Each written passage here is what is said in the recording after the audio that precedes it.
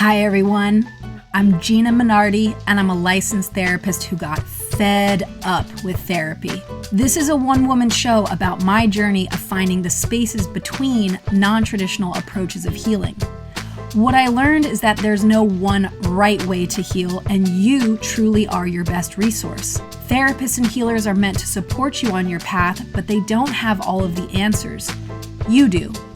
This show is about the spaces between laughter, tears, thoughts, ego, soul, messy growth, and moments of joy. It's about personal liberation, inner knowing, and the tools that get you there. I will cover topics that make many of us uncomfortable and interviewing people who are willing to go there. I've spent thousands of hours listening to human beings navigate their life story, from rehabs in Malibu to homeless shelters in East LA, and now my private practice. It has been some of the most profound, painful, and beautiful moments in my life. Thank you so much for joining me.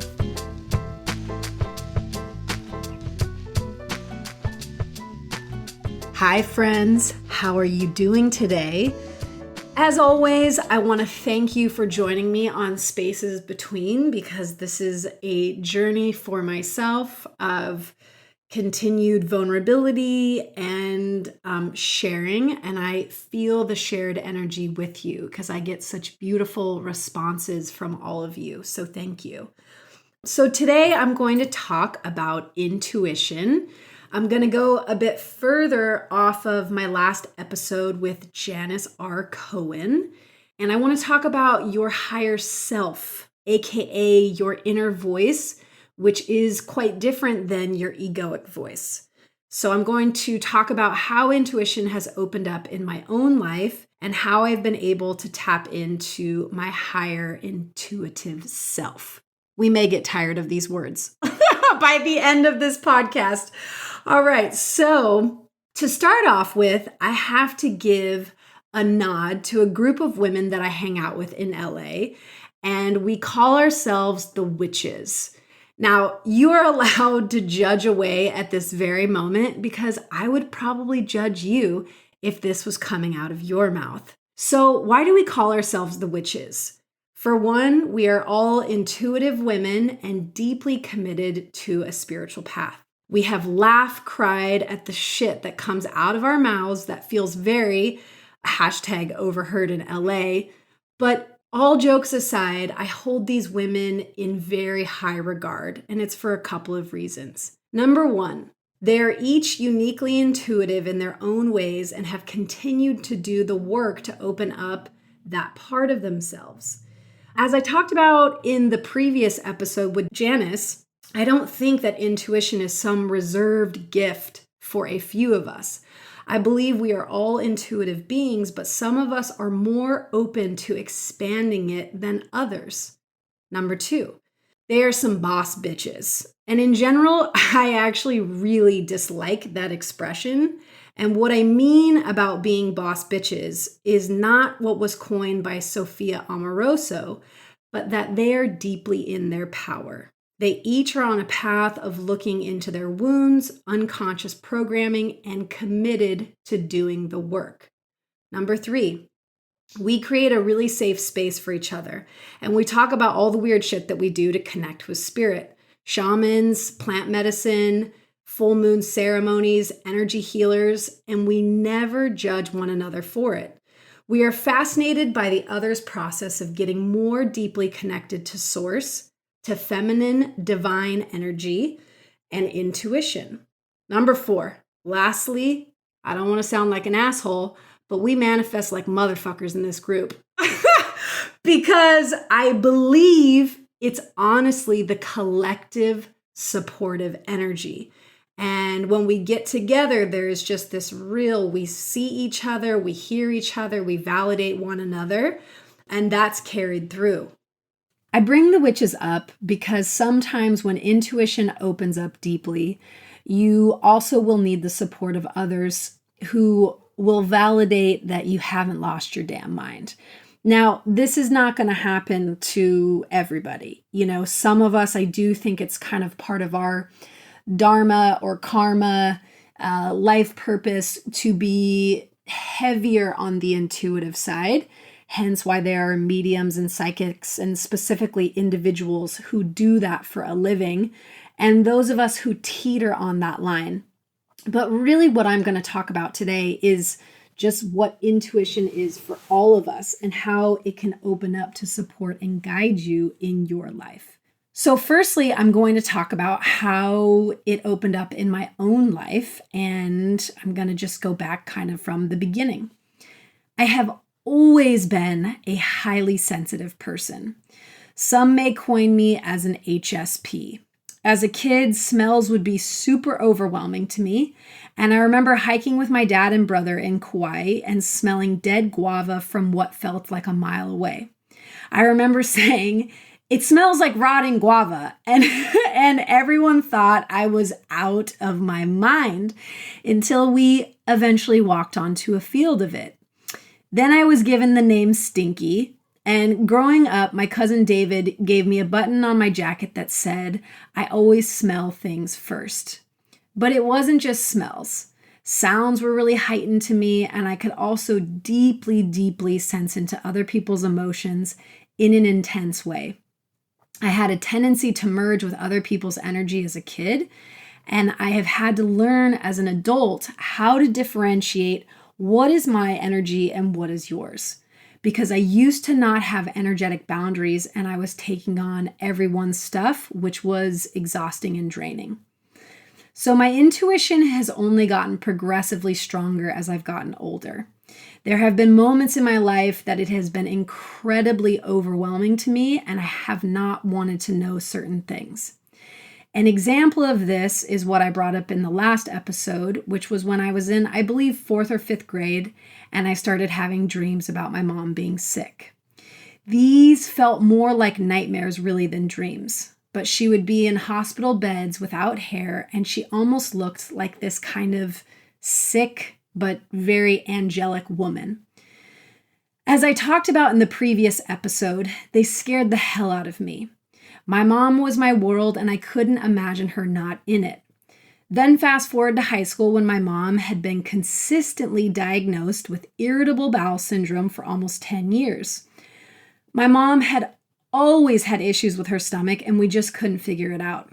Then one day she was on the bathroom floor puking, and I knew in that moment that the premonition dreams were coming true. My intuition was telling me that this was a terminal illness, but I really, really didn't want to listen to that voice. Now, let me be clear. Did I want to honor in that moment that somehow my consciousness and my body knew about the future before it had happened? Hell no. I was a terrified teenager who just wanted my mom to be healthy. When I dropped my mom off for what the medical system said was now a burst appendix, not irritable bowel syndrome, her white blood cell counts were off the charts. Again, I anxiously awaited at home until she called me and she said, "I have cancer, Gina." I called my high school sweetheart and I gorged myself with Taco Bell. It sounds funny, but really in the moment it was not. But sometimes you have to laugh at just the weirdness of life. And I was sitting there just eating this, what is it, Taco Supreme or Mexican pizza. And I was just sobbing, this guttural sob, because I knew. And I kept saying to him, I don't know what I would do without her. So now fast forward to the 39-year-old me. It is only now that I can say I knew part of my mom's future before she did. That still feels incredibly uncomfortable to say out loud because I beat myself up for years knowing that maybe I could have done something because I had this deep intuitive knowing. But I was a kid and I've had to work on forgiving that little kid. So what's interesting in this moment is I had no idea what I was going to write to all of you in the audience about my discovering this intuition as a human being. And I want to remind you as we take this pause that you are intuitive too. So lastly, I'm going to talk about another big kind of expanding intuitive moment for me. And I'm going to fast forward to another situation several years ago with one of my soulmate girlfriends. My friend had gone through a very profound experience with psychedelics that, dare I say, blasted her open into other dimensions. It uncovered trauma that came writhing to the surface for her and a deep intuitive opening. Many around her thought she had completely lost her mind, and to a degree, being around her felt like she had, and absolutely had not. In a weekend together, she managed to unravel information about me that no one in my life but me would know. No one. And things that I had never shared with anybody. It was an experience that was just unbeknownst to me. But again, if anybody knows me, knows that I'm not scared to go there or go deep or into other realms. I am fascinated by all of this. And I was even fascinated to what was going on with my friend and something much greater than what we experience in this material day-to-day world. So I did what I do best. I merged with her energy field and I now knew what she was experiencing, and it was fucking intense. I was getting information about people at the speed of light and I couldn't handle it. Which people in my life had much darker energy or lighter energy, who was more honest, who was not, information about what was going to happen in some of my friends' or family's relationships, future scenarios for people in my life and for myself. It was incredibly overwhelming. So I decided to Google the difference between a psychotic break or a psychic or spiritual opening.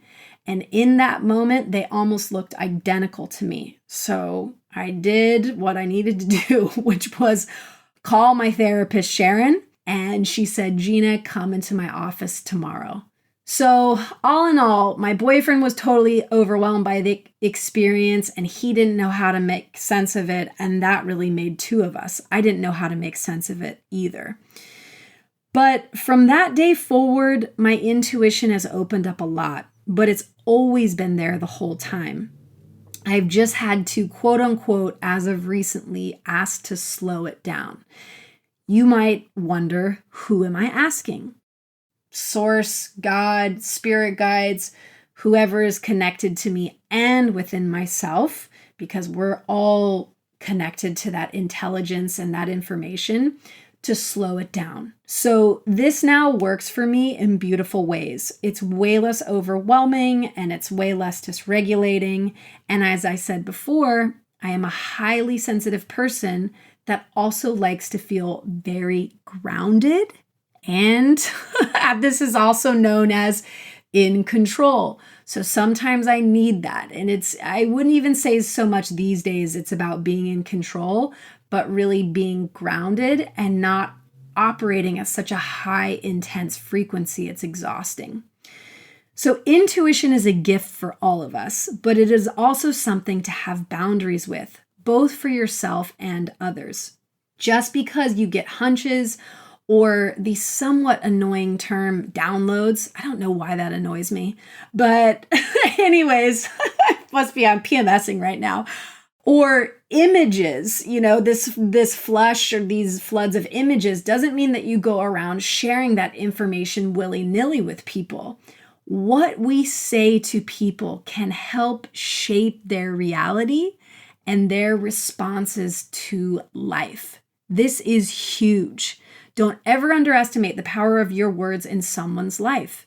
So I use my intuition in sessions with clients to help guide them, but I never make declarative statements. Of course, there are mediums and psychics that people pay for very clear information about their life and future. I do think there are incredibly gifted intuitives, but you always must feel into your gut and ask yourself what you think your truth is.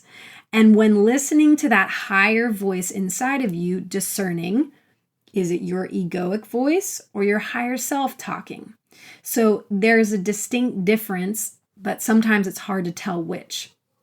So now on to you.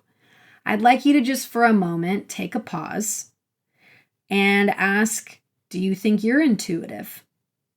And if not, what do you think's blocking it? When in your life have you had intuitive moments? Has it been helpful for you in guiding you? Has it not? When have you gone against it? What has happened when you haven't followed your inner voice, or what I like to say is your higher self talking? So those are some good journaling questions that you can marinate on before I go into a more researched discussion of intuition. Okay, so the Webster's Dictionary definition of intuition is the ability to understand something immediately without the need for conscious reasoning. So we shall allow our intuition to guide us. So whether your inner voice is loud and clear or more of a whisper, listening to it can be a great source of guidance when you need it most. So Tanya Carroll Richardson writes, "It's that wise part of you that can float high above the details of the moment, your own emotions and the emotions of others, to get an eagle eye, more objective perspective on a situation." So whether your inner voice is responding to a present situation, reflecting on a past experience, or helping to guide you in the future, author Jennifer Racioppi says, she must be Italian, no matter what, the inner voice is the voice of truth, our unique voice of truth that comes from within. Simply put, our inner voice is our innate intelligence. So when we listen to this, we turn inwards to hear what our body and soul have to say before looking to the outside world for direction in our lives. So again, you guys know I love the word marinate. Marinate on that. Tuning and turning towards yourself before necessarily going to the outside world for guidance. Okay. So what's the difference between intuition and inner voice? According to Racioppi, they are both the voice of insight and arguably the same thing. However, our inner voice may feel more matter of fact, and it's often thought of as the voice of the soul and our unique voice. On top of that, the inner voice is available anytime, while accessing intuition can require practice, she says. So she and Richardson both note that people receive intuition in 4 ways. Janice and I talked about this in the last episode. Hearing intuitive guidance as a gentle voice in your mind, clairaudient. Seeing intuitive guidance as images in your mind, clairvoyant. Knowing intuitive guidance as breakthrough images or mental downloads, there's that download word, claircognizant. Or feeling intuitive guidance as physical, emotional, or energetic sensations. Okay, so for myself, I'm clairsentient and clairaudient. So I feel things and I can feel things deeply from other people. And then there is a voice which is very clear. There's no emotion towards it. It's not my egoic self kind of making opinions or judgments about other people or myself. It's almost just like a whoosh is what I like to say to people that just comes through. That's how I know it's the difference and it's intuitive. All right, so how do you practice listening to this? You practice by creating space in your life and your schedule. So when you're rushing through your days, the mind can race too. And Richardson notes, so make sure you're giving yourself enough time to slow down. The best way to tap into your inner voice and intuition is to create more space so that your thoughts can have space and they can get, the intuition can get a word in edgewise. Number 2, practice deep listening. Active listening involves releasing judgment and the impulse to respond when someone else is speaking, fully tuning into what they're saying. So when we practice listening to others, we develop the capacity to listen to ourselves. And this is precisely what you need to do with your inner voice to receive the guidance it wants to offer. Number 3, don't neglect self-care. Your own self-care practices can greatly influence your ability to tap into your inner voice, Richardson says. Simply up your self-care game and you will be amazed at how much information you receive. Number 4, try journaling in the morning. So right here, she talked about what Janice and I also talked about, which is Julia Cameron's book, The Artist's Way. So it's that practice of writing 3 pages handwritten in the morning, stream of consciousness, write down anything that comes to mind. And usually by the 3rd page, your inner voice or intuition has revealed clear and concrete direction. Number 5, develop boundaries. Strong boundaries are essential in so many areas of our lives, particularly so if we're trying to access our inner voice, nothing will override your inner knowing more than letting other people's, again, let's capitalize, other people's thoughts, demands, needs, desires, and authority overriding your own. So learn how to say no. Check in with yourself before saying yes to anything, and learn to trust yourself. Okay, so this is where they switch gear more into learning about the intuition. Is we all have a 6th sense, that level of intuition just waiting to be tapped into. And many times what holds us back from maximizing our intuitive potential is not having enough knowledge about it. So, their research says just go out and do some more research about it, which I don't think you need to do a ton of research. That's where I'm going to step in and just say, slow down, get quiet, meditate, journal, kind of clear space, and the intuitive knowing will come through.